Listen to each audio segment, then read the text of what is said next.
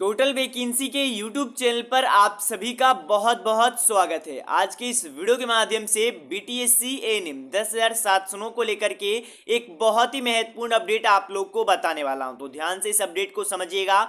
सबसे पहले दोस्तों, अभी के समय में एक कंफ्यूजन सभी के माइंड में है कि सर यहाँ पर काउंसलिंग कराया जाएगा या फिर एग्जाम होगा। आपको पता होगा स्वास्थ्य विभाग ने बीटीएससी को यहाँ पर एक लेटर भी भेजा है, सौंपा है, जहाँ पर कि बताया जा रहा है कि एग्जाम हो। उसके बारे में भी चर्चाएं करेंगे। और जो लेटेस्ट अपडेट यहाँ पर आया है, बहुत सारे लोग का यहाँ पर कहना है कि फैसला ले लिया गया है, एग्जाम होगा या फिर काउंसलिंग होगा।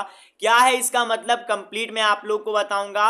मैं आपको बताना चाहता हूं, कल के डेट में विधानसभा में यानी कि सदन में इसके लिए एक तेजस्वी यादव ने एक बड़ा अपडेट जारी किया गया है, वो भी आप लोग को लेकर के चलेंगे उस जानकारी के ऊपर भी। और क्या इसका मतलब अब एग्जाम होगा या फिर क्या इसका मतलब काउंसलिंग होगा, कंप्लीट आप लोग को बताएंगे, क्योंकि बहुत सारे फ्रेंड्स अभी घबराए हुए हैं और यहाँ पर एक तरीके से डिस्टर्बेंस में। तो चलिए दोस्तों, जानकारी पर चलते हैं और आप लोग को डिटेल्स में समझाने का प्रयास करते हैं। सबसे पहले मेरे प्यारे दोस्तों, मैं आपको समझा देना चाहता हूं, ये जो कि आप लोग का आर्टिकल है ये ऑफिशियली साइट पे भी देखने को मिल जाएगा।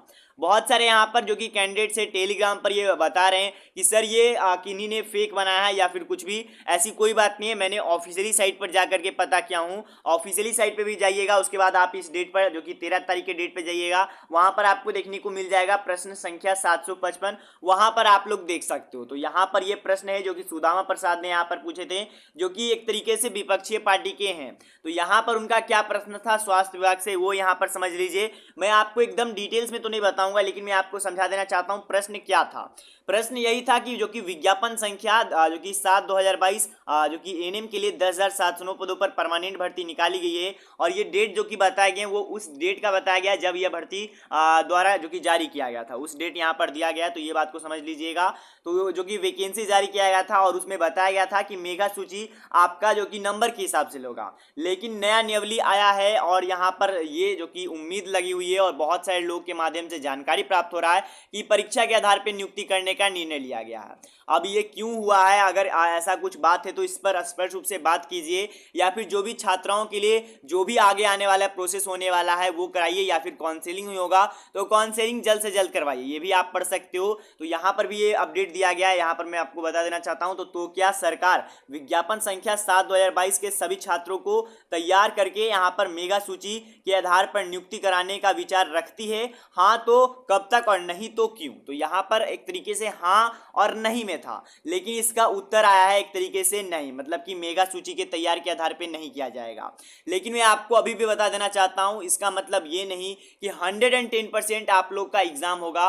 कुछ चांस जरूर है अभी भी कि काउंसलिंग हो सकता है, क्योंकि बीटीएससी अभी स्वीकृत नहीं किया है। स्वीकृत यानी कि आप कह सकते हो स्वीकार नहीं किया है, लेकिन चांस ज्यादा है कि बीटीएससी भी स्वीकार करेगा, वो भी अपडेट आपको बताएंगे। अब यहाँ पर से आप उत्तर देखिए, ये उत्तर जो कि आप लोग को 13 जुलाई के डेट में जारी किया गया था और ये तेजस्वी यादव के माध्यम से बताया गया, क्योंकि स्वास्थ्य मंत्री से सवाल पूछे गए थे। तो यहाँ पर आप लोग को बताया गया है सबसे पहले कि हाँ सहमत हूँ, ये जो कि प्रश्न जायज है, मांग किया हुआ जायज है।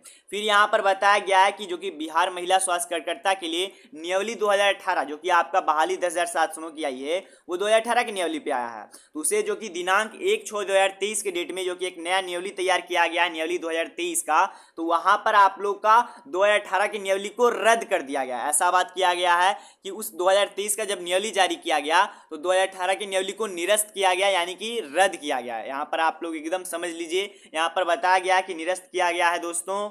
और इसी जो कि नए नियमावली में किंडिका 8.2 यानी कि 8वां पॉइंट पे आपको देखने को मिलेगा, 8वां 2 क में यहाँ पर देखने को मिलेगा कि आपका जो कि प्रक्रिया होने वाला है वो परीक्षा के प्राप्त अंकों के आधार पे किया जाएगा। ऐसे तो नियमावली में शायद ये भी लिखा गया कि लिखित परीक्षा के आधार पे किया जाएगा, लेकिन अभी तक ये बात स्पष्ट नहीं हुआ है कि कितने नंबर का क्वेश्चन रहेगा और कितने यहाँ पर क्या सिलेबस रहेंगे। ये सभी चीज़ अभी एकदम स्पष्ट रूप से क्लियरिटी से बताया नहीं गया, तो उसके लिए तो भी वेट करना पड़ेगा, ये भी आप समझिएगा। तो यहाँ पर बताया गया कि प्रतियोगिता परीक्षा के आधार पर यहाँ पर जो कि चयन किया जाएगा कि जो कि 60 नंबर का यहाँ पर किया जाएगा।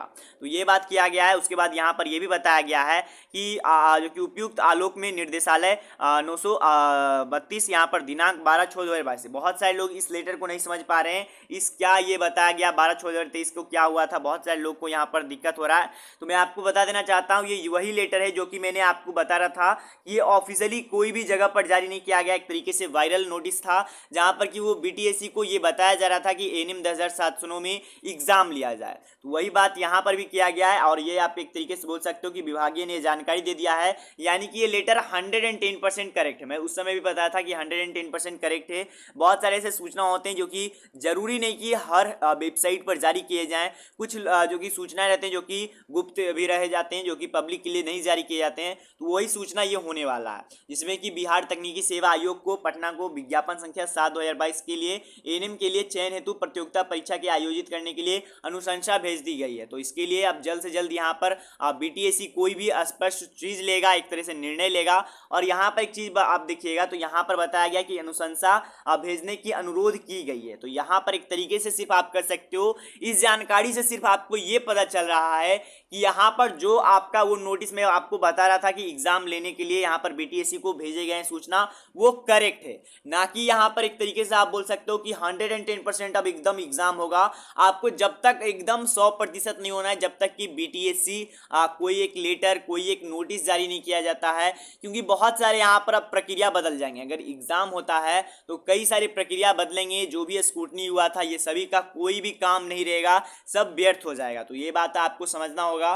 बाकी ये अपडेट आप सभी को समझाना था। बहुत सारे लोग इससे रिलेट कर रहे हैं ये फेक नोटिस है, या फिर बहुत सारे लोग ये भी कर रहे हैं कि इसका मतलब ये नहीं है कि आपका जो कि कौन एग्जाम होगा। बहुत सारे लोग का बहुत सारा कहना था कि इसका मतलब 110% एग्जाम होगा, बहुत सारे बातें थे। तो यहाँ पर अभी एक तरीके से कर सकते हो कि इससे कोई भी बात स्पष्ट नहीं हुआ है। जब तक बीटीएससी कोई स्पष्ट चीज नहीं बताता है और कोई भी ऑफिशियली सूचना नहीं आता है, तब तक आप लोग को एकदम आप कह सकते हो एकदम स्पष्ट नहीं होना है। बाकी जैसे ही कोई अपडेट आता है तो आपको बता दिया जाएगा। निश्चित रहेगा, चैनल को सब्सक्राइब कर लीजिएगा। मिलते दोस्तों कोई इशू में, तब तक के लिए गुड बाय।